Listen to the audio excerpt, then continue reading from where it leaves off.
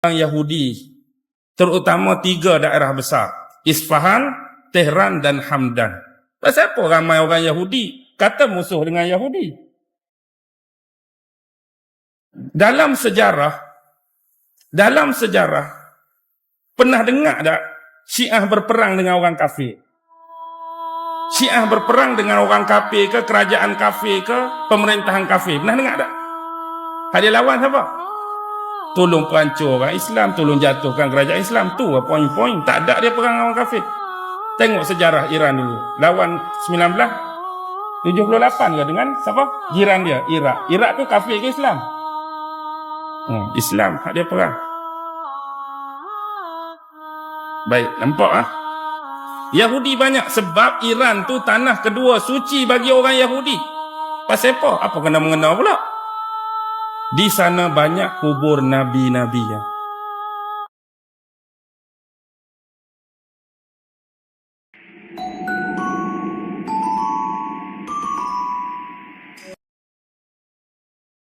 Cukup yang kedua, bila Nabi Ibrahim mula nak mencari-cari pencipta sebenar, dia nak cari Allah, nak cari Tuhan.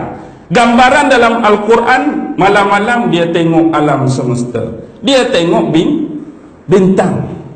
Buat pertama kali dia anggap bintang tu Tuhan. Tapi bila waktu siang, hilang dah sirna bintang. Tak mungkin ini pencipta, tak mungkin ini Tuhan. Malam saja ada, siang tak ada. Tak mungkin. Kadang-kadang dia tengok satu makhluk Allah yang lain yang nama bulan, cantik, purnama, indah, sedap mata memandang. Ni pun mungkin Tuhan. Tetapi bulan hanya nampak pada waktu malam, siang tak ada. Tak mungkin pencipta, tak mungkin Tuhan. Bila tiba waktu siang, tengok pula matahari. Lagi besar dari bulan, lagi besar kuasa cahaya dia, lagi power cahaya dia. Ni mungkin Tuhan. Tapi bila sampai masa, matahari pun akan terbenam. Takkan siang saja Tuhan ada, malam pula tak ada. Mencari-cari. Sebab apa? Kontekstual, berinteraksi dengan alam semesta. Untuk apa? Untuk mengidealkan pemikiran Nabi Ibrahim. Sampai pada konsep yang ketiga. Pernah dalam konteks itu Allah minta Nabi Ibrahim ambil 4 ekor burung. Dia suruh rabik-rabikkan burung tu, koyak-koyakkan burung tu. Contoh kita kata burung ada 4 ekor. Daripada sekok-sekok ni, kerak kepala, kerak betih, kerak kaki, kerak tubuh, gaul sekali 4 tadi. Tetapi lepas gaul tu, kamu ambil berasingan, buat macam 4 tompokan. Tapi bila tompok ambil ikut dan tu, kadang-kadang kaki hak sepatut 2 ekor masuk 3 kaki. Ni masuk 4 kepala, ikut dan letak pada tempat yang berasing. Tiba-tiba kuasa daripada Allah, burung tu jadi lagu mana? Hidup balik. Di sinilah mengajar dia bahawa ada suatu kuasa yang lebih power, yang lebih agung, yang bersifat menghidupkan dan mematikan. Daripada percontohan tadi, lagi menambahkan keyakinan Nabi Ibrahim bahawa apa yang dilihat dan ditemui sebelum ini adalah bersifat makhluk, tidak sama seperti yang menghidupkan burung-burung tadi. Sampai satu konsep lagi, dia nak buat satu benda yang cukup berbahaya dan boleh memakan nyawa dia. Iaitu apa? Waktu hari keramaian. Memang menjadi tradisi di kota Babylon pada waktu tersebut, mereka akan merayakan satu keraian dan keramaian yang gilang gemilang pada setiap tahun. Tiba-tiba orang ajak dia, Nabi Ibrahim berbohong. Nabi Ibrahim bohong, kata dia kurang sihat, dia sakit perut. Jadi orang tinggal dia. Bila tinggal dia, semua tinggalkan, tinggal dia seorang. Dia pergi tempat patung-patung berhala tu, dia buat apa?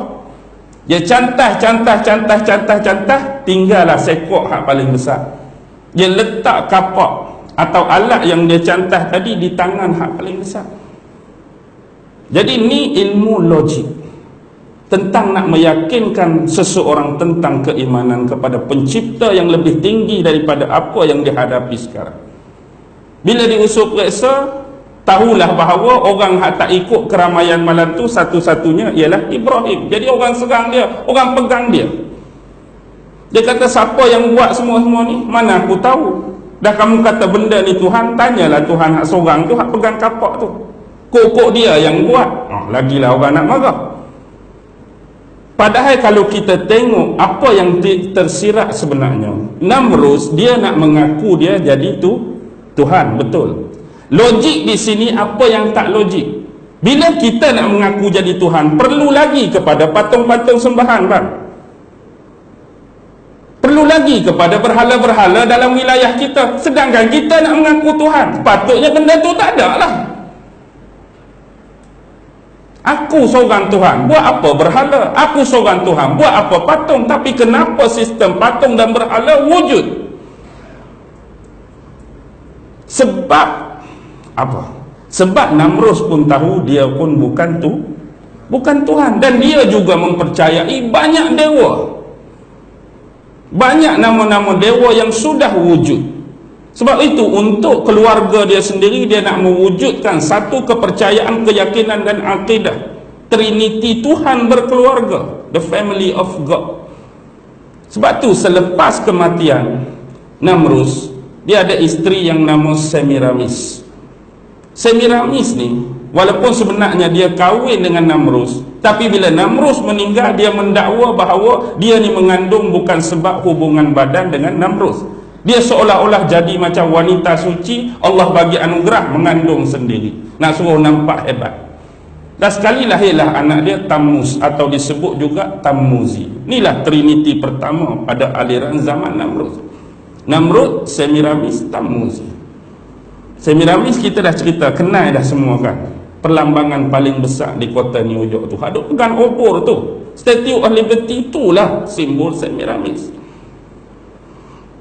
Bukan saja-saja tu. Jadi bila lahirnya Tammuz, waktu duk mengandungkan itulah dia buat pohon evergreen. Di pohon itulah dia menggantungkan hadiah-hadiah untuk roh siapa? Roh Namrus. Seolah-olah Tammuz adalah Namrus kaplikan. Namrus duplicate bagi Tammuz ni duplicate ataupun kaplikan bagi Namrus tadi. Pohon evergreen ni yang diperbesarkan dan menjadi pohon Christmas dalam agama Kristian. Sebab dia pun bawa aliran pagan kuno yang ni juga. Walaupun kita tahu dalam Islam, inilah bijaknya kenapa Allah cuba meleraikan fitnah tersebut dengan menjadikan Maryam mengandung tanpa suami. Lalu inilah yang digunakan sepenuhnya fitnah terhadap Nabi Isa. Nak cakap Allah tu dah jadi macam bapa, Ruhul Kudus, Nabi Isa tu anak Tuhan. Seolah-olah Trinity, dan Trinity wujud dalam semua agama dalam dunia kecuali Islam. Dan Nabi Ibrahim nak cantas awal lagi, so tinggal seorang sebagai kiasan. Walaupun hak tu bukan hak betul, hak tu memang bukan hak tulis, tapi nak suruh satu saja, yang banyak-banyak ni sebab. Lalu akhirnya sampai kepada skop yang kelima, dia berdepan dengan Namrus sendiri. Bila berdepan, inilah dia berdebat dengan ilmu, walaupun dalam bentuk logik. Agak-agak kalau dia bacakan ayat-ayat daripada suhuf yang diturunkan kepada Nabi Ibrahim, Namrus nak terima pakai tak? Ni ayat yang Allah turun padaku, bila aku baca kamu kena dengar. Dia nak dengar dah agak-agak. Namrus tak akan dengar. Jadi guna ilmu logik yang Nabi Ibrahim belajar daripada senario alam semesta dan konteks tadi.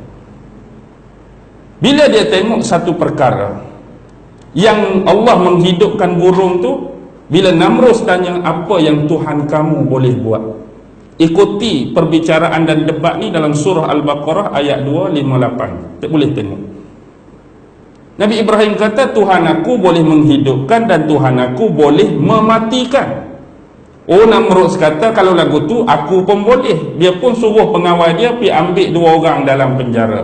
Satu dia bunuh, satu dia tak bunuh. Hak aku tak bunuh, aku menghidupkan. Hak aku bunuh ni, aku mematikan. Aku pun boleh buat. Nabi Ibrahim kata apa? Tu bukan menghidup dan mematikan. Yang ni kamu tak bunuh, yang ni kamu bunuh. Kalau kamu betul-betul boleh menghidupkan, hak kamu bunuh ni, cuba hidup balik. Oh, tak boleh dah, tersekat dah dia dah kalah dah. Tapi dia tanya lagi, apa lagi yang Tuhan kamu boleh buat? Dia ingat perlambangan senario alam semesta. Dia tengok bulan, bintang, matahari. Tuhan aku boleh menaikkan matahari dari timur dan membenamkan matahari ke barat. Kalau kamu nak mengaku kamu Tuhan, cuba kamu buat terbalik.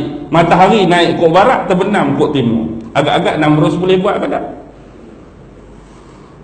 Dua kali soalan KO dah Namrus. Terpinga-pinga, kelu 1000 bahasa. Tak boleh nak buat apa. Dia tahu dia salah. Dia tahu dia kalah.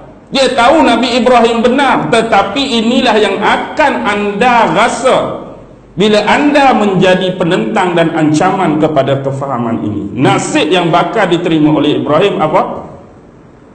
Dibakar. Bukan kata hang menang bagi pingat, hang menang bagi anugerah, hang menang dipuji melambung. No way. Anda lawan dia, anda akan diancam. Anda lawan dia, anda akan dibunuh. Anda lawan dia, anda akan terima apa yang diterima oleh nabi-nabi dan pesuruh. Ada riwayat yang menyebut dalam beberapa buah kitab tafsir, sebelum dibakar dibuat satu manjanik yang besar, yang mana dalam kitab tafsir menyebut bahawa manjanik itu dibuat daripada seorang pemuda daripada wilayah Aqra yang bernama Haizan. Dikatakan Haizan ialah pencipta pertama kepada manjanik. Manjanik itu macam, dia ada macam satu bekas, kita tarik dia tu macam letak batu hak orang perang kota-kota dulu hak lancak tu. Jadi dia letak Nabi Ibrahim atas tu, dia nak baling kat mana? Baling kat bukit, baling kat gunung. Seolah-olah baling dengan kuat tu nak suruh bila kena bukit gunung bersepai, hancur, pecah tubuh Nabi Ibrahim. Tapi bila dimanjanikkan oleh pengawal-pengawal Namrus, apa jadi? Mati ke tak mati? Tak mati, selamat. Tak cukup dengan tu, dibakar. Bila dibakar, apa zikir Nabi Ibrahim? Hasbunallahu wa ni'mal wakil. Hasbunallahu wa ni'mal wakil. Api tidak akan pernah dapat membakar Nabi Ibrahim dengan kuasa Allah. Itu bukan masalah mukjizat, bukan masalah kuasa. Sekarang nasib yang diterima Nabi Ibrahim, clue yang saya nak cerita bila anda lawan mereka. Sebab Nabi Ibrahim seorang kena bunuh. Kalau anda ramai, apa akan jadi pada negara anda? Kalau anda ramai, satu negara lawan dia, satu kumpulan lawan dia, satu organisasi lawan dia, dia akan serang anda. Dia akan hancurkan anda, dia akan musnahkan anda. Sebab peperangan boleh dirancang. Ini adalah salah satu strategi yang mereka buat sejak zaman berzaman. Perang tak pernah sebenarnya ada terjadi secara kebetulan. Perang sememangnya sudah dirancang baik, perang pertama ataupun perang akhir zaman yang akan datang. Sebab bila kita tengok statistik dan analisis, sebenarnya ramai manusia mati bukan disebabkan penyakit. Ramai manusia mati disebabkan peperangan. Penyakit kanser, penyakit AIDS mungkin boleh mati 100 orang sehari, 200 orang sehari. Tapi untuk jangka masa 10 saat saja sebiji bom atom jatuh, berapa orang perlu mati? 10 saat saja mungkin 10,000 mati. 10 saat saja mungkin beratus-ratus ribu boleh mati. Tapi inilah agenda paling besar dan sistem ini yang mengikat anda. Kita hanya nampak perang, tetapi mereka melaksanakan perang untuk apa? Bila terjadi peperangan, otomatik di antara negara yang berperang, masing-masing nak mempertahankan negara dan tanah air. Sedangkan kita adalah negara-negara yang mundur. Negara-negara bukan penjana, negara-negara bukan pencipta. Bila kita nak mempertahankan diri kita, perlukan senjata. Bila kita bukan negara pencipta dan pengeluar, kena beli senjata. Sedangkan negara kita mundur, tak membangun. Jadi nak beli senjata, kena hutang duit. Berhutanglah dengan hang. Siapa yang akan bagi? Band of Rothschild. Tetapi hang ingat, hutang pun kalau 1 juta bukan banyak 1 juta. Ada loan, ada bunga, ada interest. Bila lagi besar hutang kita, lagi besar loan. Kita pun buat beli senjata. Menang kalah dalam peperangan soal kedua. Menang ke kalah, perang dah berhenti. Automatik bila perang, negara hang cantik ke, makmur ke, hancur lebur. Hancur lebur. Tadi berhutang nak beli senjata, hang ni berhutang nak membangunkan negara pula, nak buat bangunan, nak buat masjid, nak buat infrastruktur, nak buat logistik tu, tempat ni, hutang lagi. Bila hutang lagi, bunga lagi bertambah. Cukup satu peperangan, dua peperangan, loan tadi, riba tadi mengekang sampai berjuta-juta keturunan. Sampai hari ini pun mungkin ada negara tak habis lagi bayar hutang sebab loan peperangan. Dia dah kawal awal-awal. Kita cuba lawan, cuba bangkit, loan tak habis lagi tu, takkan nak lawan dah. Interest tak habis bayar lagi. Nak buat apa? Faham ke tak ni? Inilah sebenar yang berlaku, senario sebenar. Okey, kita tengok grup yang kedua. Seorang lagi nak mengaku jadi Tuhan. Ini berlaku zaman Nabi Musa, Fir'aun. Bila sebut Fir'aun, Fir'aun ni banyak. Zaman dinasti Fir'aun pun banyak. Awal dinasti Hulu, dinasti Hilir. Semua ada 39 dinasti Fir'aun. Satu dinasti tu kadang-kadang berpuluh, berbelah Fir'aun. Tapi Fir'aun yang dimaksudkan ialah Ramses II. Sama saja. Akal kita tak mampu nak fikir dalam keadaan Yukabat. Siapa Yukabat? Mak Nabi Musa. Mak Nabi Musa. Fir'aun dah war-war melalui ahli sihir dia, peramal dia, bahawa akan lahir seorang anak lelaki yang akan menggoyah kekuatan kerajaan dia.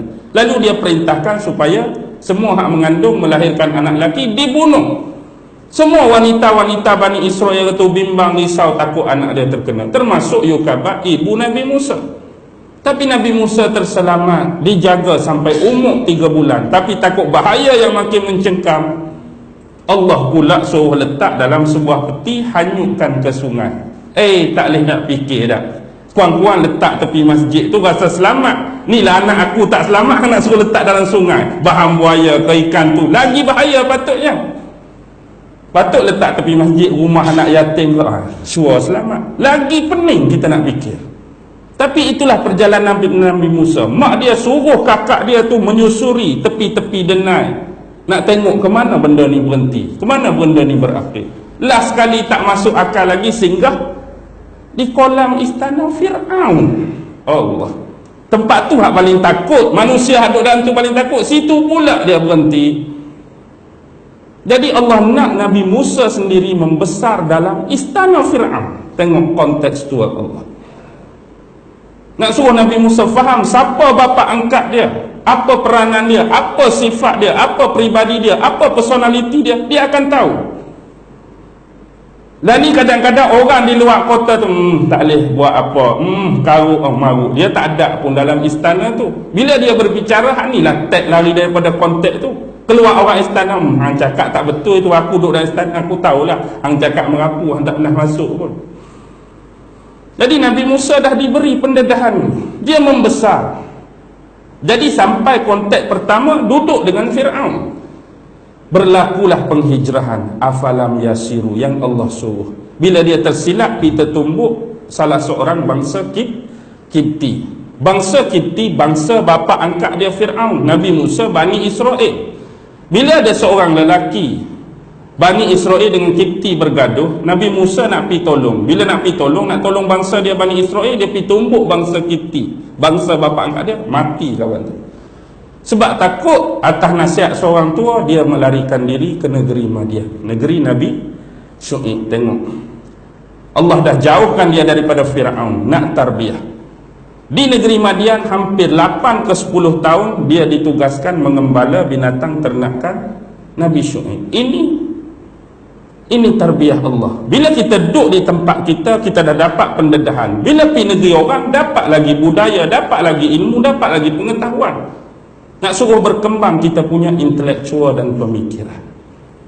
Bila sampai masa izhab ila fir'auna innahu tagha, kembalilah, pergilah kepada Fir'aun, sesungguhnya dia telah melampaui batas.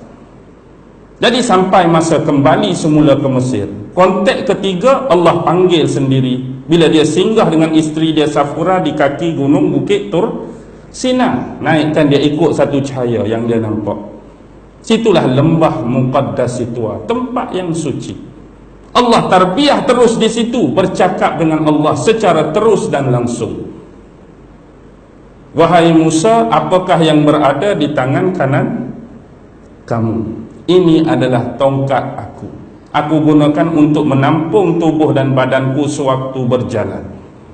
Rujuk surah Taha. Aku gunakan untuk bedai daun-daun kayu, nak bagi makan haiwan-haiwan gembalaan dan ternakanku, dan berapa kegunaan lain. Kita dah cerita pasal konsep ni dulu. Tentang konsep jawab apa yang ditanya.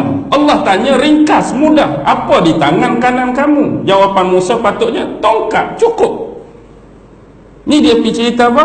Oh, tongkat. Lepas tu aku guna buat ni, aku guna buat ni, aku guna buat ni. Dah jadi kebiasaan. Orang akan cerita lebih daripada apa yang ditanya. Saya dah sebut contoh dulu kan. Ustaz beli jam baru ke? Sepatutnya cukuplah. Baru beli jam baru, berhenti. Oh, ni dia cerita specification jam pula. Oh, jam ni tak ada kat Malaysia. Jam ni hanya ada di Singapura. Harga dia bukan murah, mahal. Kalau menyelam boleh beberapa ratus meter dalam dia. Kalau hentak kat batu tak jadi. Soalan dia, baru beli jam baru, dia cerita 45 minit baru habis. Betul lah ada cerita spek jam tu, tapi cukup jawab apa yang ditanya. Tu sifat manusia. Dan yang kedua ialah letakkan tangan kamu dalam poket kamu, bila keluar dia jadi cahaya yang bersinar. Nampak tak? Sebab zaman Firaun, zaman ahli sihir, maka mukjizat perlu untuk menentang benda tu. Itulah persediaan yang Allah nak bagi, benda yang sama. Sebab tu tak turun lagi Taurat pada Nabi Musa. Turun Taurat Nabi Musa selepas hijrah pembelahan Laut Merah di Bukit Tursina juga. Lepas nyemerang nak pergi Palestin tu baru turun Taurat. Agak-agak kalau Allah suruh bacakan ayat Taurat, Firaun nak dengar tak? Bismillahirrahmanirrahim. Firaun tak mau dengar. Hari ni pun kita pergi baca dekat musuh-musuh Islam, dia tak mau makan. Walaupun dia tahu Quran tu betul. Firaun tahu ayat Allah tu betul. Jadi cara nak lawan dia, ahli sihir guna mukjizat yang hampir sipi-sipi dengan dia. Jadi selesai di situ. 3 benda dah kan. Duduk dalam istana Firaun, duduk pengalaman dengan Nabi Syuaib, Allah tarbiyah di situ. 1 benda lagi terlekat. Sebab sifat Nabi Musa ni bila dia bercakap gagap. Jadi dia minta siapa dia? Abang dia Nabi Harun membantu dia. Sebab Nabi Harun ni antara kehebatan dia fasih dan petah berkata-kata. Jadi aku takut aku tersilap cakap gagap, takut kalah pula. Jadi minta abang aku Nabi Harun backup. Jadi dia belajar kepetahan dan kefasihan dengan Nabi Harun. Kena belajar juga, jangan main-main. Tapi sebelum dia berhadapan dengan Firaun, apa yang berlaku? Pernah kan Firaun minta Haman buat satu bangunan yang tinggi. Tujuan apa? Dia nak naik atas bangunan yang tinggi tu, dia ambil panah dengan busur, dia panah ke atas. Tiba-tiba takdir Allah, panah dia tu sipi terkena seekor burung. Burung tu tak tahu jatuh ke mana, tapi yang jatuh anak panah yang dilumuri darah. Apa klaim dan dakwaan Firaun? Aku dah bunuh Tuhan Nabi Musa. Aku dah bunuh Tuhan Nabi Musa. Hebat tak? Aku dah bunuh Tuhan Nabi Musa. Jadi lepas ni kalau dia nak mari berlawan ke, nak mari bersihir ke, nak mari berdebat, dia tak ada tumpangan dah. Allah dia, Tuhan dia, aku dah bunuh. Dia nak menyedapkan hati dia, padahal dia tahu pun bukan. Jadi bila sampai masa yang ditentukan, ahli sihir Firaun lempak tali. Tali tu bertukar jadi ular. Jadi Musa nak guna dah Allah tarbiyah, lempak dia punya apa? Lempak dia punya tongkat jadi ular juga, tapi lebih besar dan makan semua ular tadi. Bila ahli sihir Firaun tengok, dia dah tahu mengikut urutan disiplin ilmu magic dan sihir. Sesuatu sihir yang dibuat cuma untuk mengelabui dan hipnotis mata. Dia tak mampu nak beri mudarat dan manfaat. Tiba-tiba ular Nabi Musa boleh makan ular hak tali tadi. Ni bukan lagi sihir. Ni sememangnya mukjizat. Sebab tu mereka boleh terus beriman. Kami beriman kepada Tuhan Nabi Musa. Sebab dia tahu hak Musa bukan sihir. Jadi apa bahana yang diterima oleh penyihir Firaun? tahanan tanpa bicara, tak boleh nak buat apa, masuk ISA lah. Selepas kalah, Nabi Musa pun diugut bunuh, dipenjarakan, macam-macam, kena terus, padahal dia memang tewas, dia kalah, tak boleh nak buat apa dah. Tapi itulah ancaman ugutan yang akan anda kena bila anda lawan mereka. Akhirnya sampai masa yang ditentukan, Allah minta Nabi Musa bawa Bani Israel keluar, tak boleh duduk dalam sini. Kalau tidak, hampir duduk bumi Mesir. Jadi keluar. Bila keluar tu, Fir'aun tahu, Fir'aun kejak dengan tentera dia, semata-mata nak bunuh Nabi Musa, tak puas hati juga. Kalau kata nak keluar, keluarlah, serabut dah aku duk main dakwah, duk main ceramah kat sini, hang keluar lega sikit dah. Dendam masih dalam, nak buru Nabi Musa. Akhirnya apa jadi? Terjadi pembenahan Laut Merah dan Fir'aun tenggelam dalam Laut Merah. Masa itulah dia ucap satu benda berlawanan dengan apa yang dia buat. Sekarang baru aku beriman dan percaya kepada Tuhan Nabi Musa dan Bani Israel.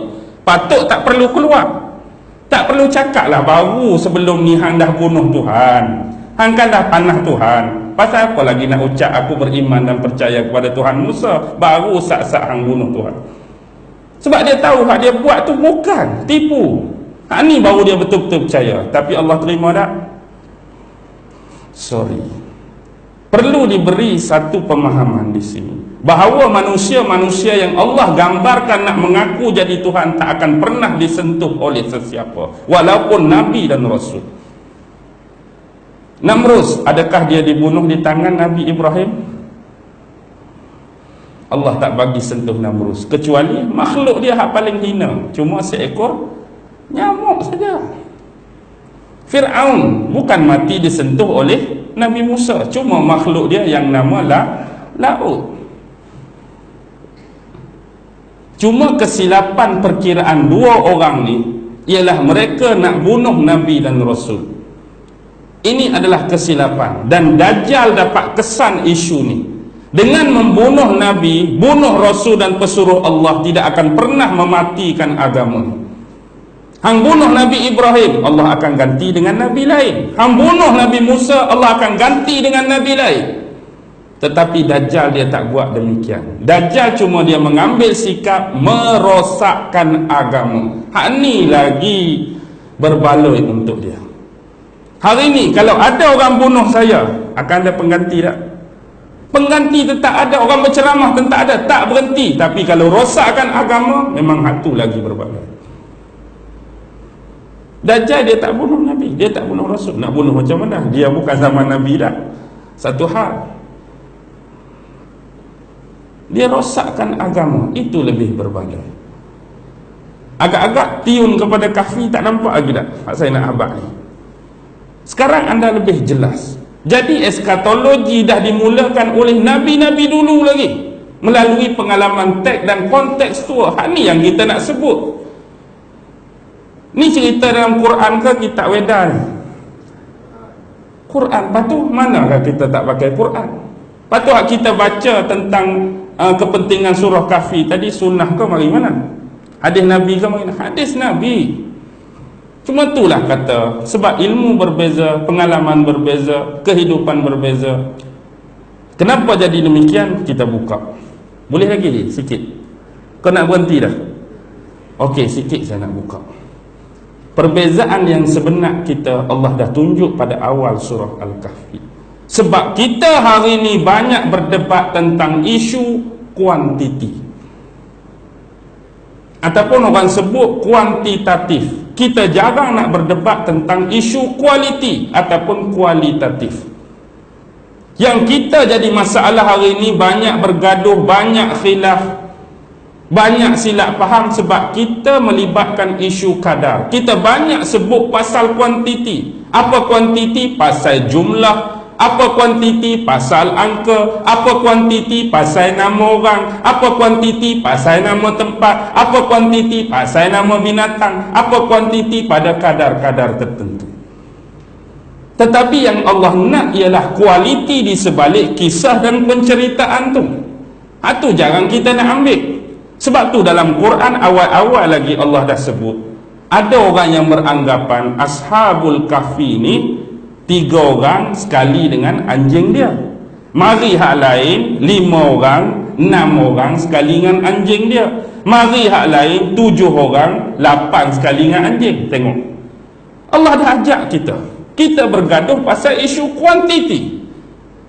Dan Allah tak terang pun hak mana hak betul. Cuma dia cakap mari orang tu jumlah ni, mari orang tu jumlah ni, mari orang tu jumlah ni. Kita duk bergaduh pasal kadar. Lepas tu pasal nama orang, nama tempat, duk bergaduh juga. Ashabul Kahfi ni mana? Zaman Raja Zalim di Kianusun. Tempat dia di mana? Afsusun. Bila Afsusun ni dah dimasuki oleh tentera Islam, dia jadi Torsusun. Akhir sekali